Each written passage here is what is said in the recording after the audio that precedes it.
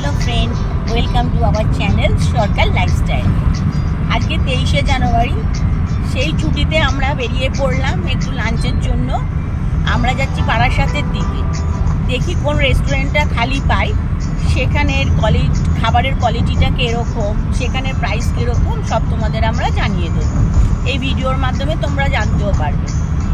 আমরা এখন কেষ্টপুরের ব্রিজের ওপর উঠে গেছি, দেখি কতক্ষণ সময় লাগে। আমাদের এখান থেকে বেশিক্ষণ লাগে না, মোটামুটি 1-1.5 ঘন্টা মতন লাগে। সেই জন্য আমরা বারাসাতে যাচ্ছি, নাহলে ব্যারাকপুরে আমরা যেতাম, কিন্তু বারাসাতের দিকে যাচ্ছি, একটু তাড়াতাড়িও হয়ে যাবে।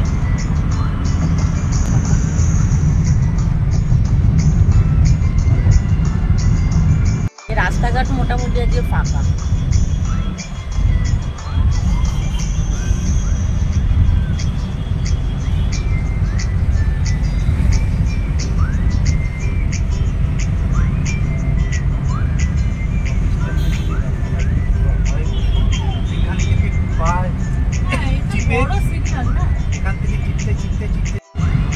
আজকে মোটামুটি রাস্তা ফাঁকাই আছে, বেশ ফাঁকাই আছে আজকে রাস্তা। প্রায় এয়ারপোর্টের কাছেই আমরা চলে আসলাম। দেখা হচ্ছে একটু বাদে, ততক্ষণের জন্য টাটা।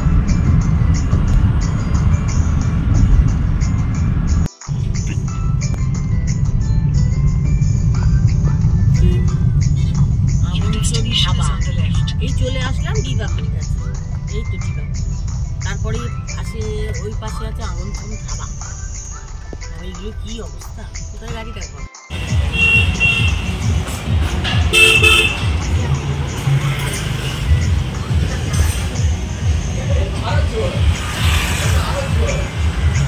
ডিবাপুর রেস্টুরেন্টের পাশেই ছিল ওদের কিচেনটা কিন্তু বিশাল বড় ছিল, পরিষ্কারও ছিল।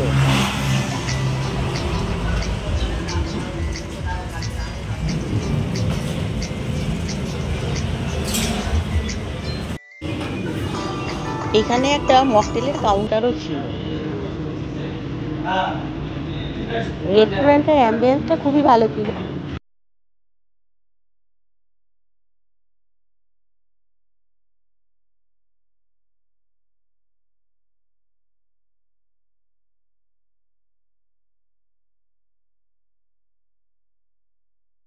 যে সিস্টেম হচ্ছে, আগে এখানে বিল করাতে হবে, যার অর্ডার দেবো তারপরে আসবে, তারপরে এই টোকেনটা দেখালে পরে ওইখানকার যে যারা খাবার ডেলিভারি করছে তারা আবার ওইখানে তোমাকে সেই অনুযায়ী খাবার দেবে। এবার যদি তুমি ওই টেবিলে বসে আবার এক্সট্রা কোনো খাবার খাও, তখন আবার আলাদা করে বিল করাতে হবে। এখানে হচ্ছে এই সিস্টেম। এটা আমি প্রথম দেখলাম এখানে এই সিস্টেম।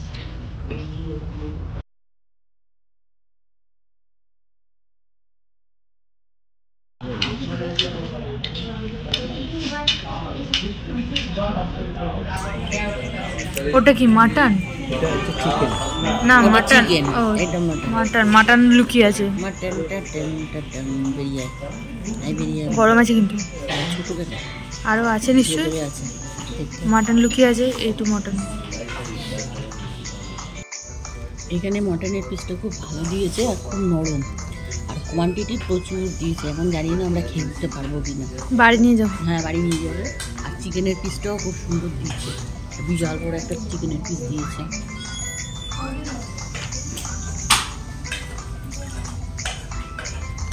আলুটাও খুব নরম। আমরা দুটো নিয়েছি, এখন দেখা যাক কত দূর এগোতে পারি খেয়ে। আর স্যালাড তো এখানে কমপ্লিমেন্টারি।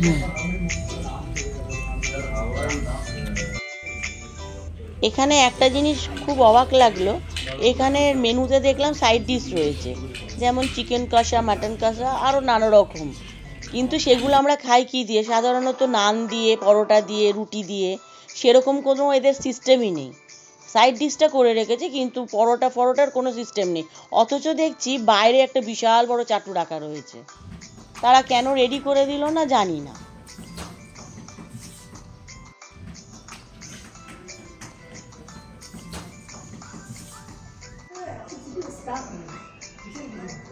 এটা হচ্ছে কাজু পেস্তা আর কেশর দিয়ে চিনি। বাবু টেস্টটা কেমন লাগছে? যা খেতে দেবে তাই বলো।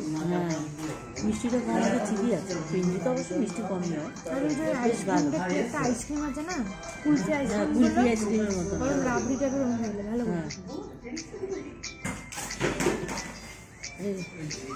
এই রেলগেট পড়ে গেছিল, এই রেলগেট ছাড়লো, এবারে আমরা চলছি ওই পারের দিকে।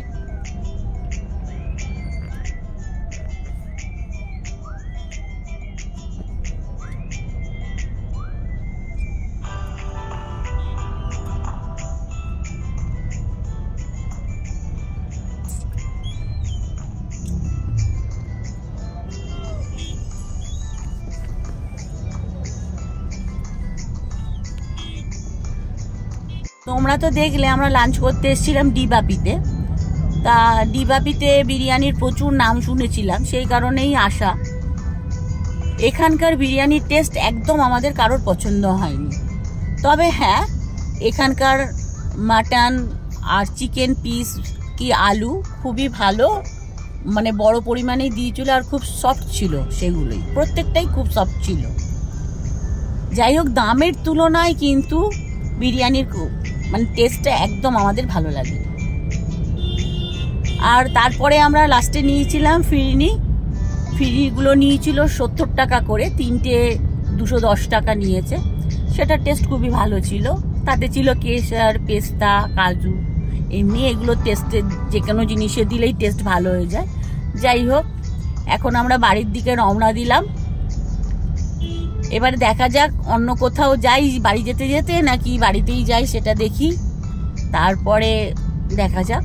যাই হোক, এখানের তোমরা আসতে পারো। এবার দেখো, সবার তো টেস্ট সমান নয়, আমার ভালো লাগেনি। আর এসে একবার খেয়ে টেস্ট করে দেখে যেও। ঠিক আছে, আজকের মতন টাটা। আর তোমরা 23শে জানুয়ারি কিভাবে সবাই কাটালে সেটাও আমাকে একটুখানি জানিও। সবাই খুব ভালো থেকো, সুস্থ থেকো, টাটা।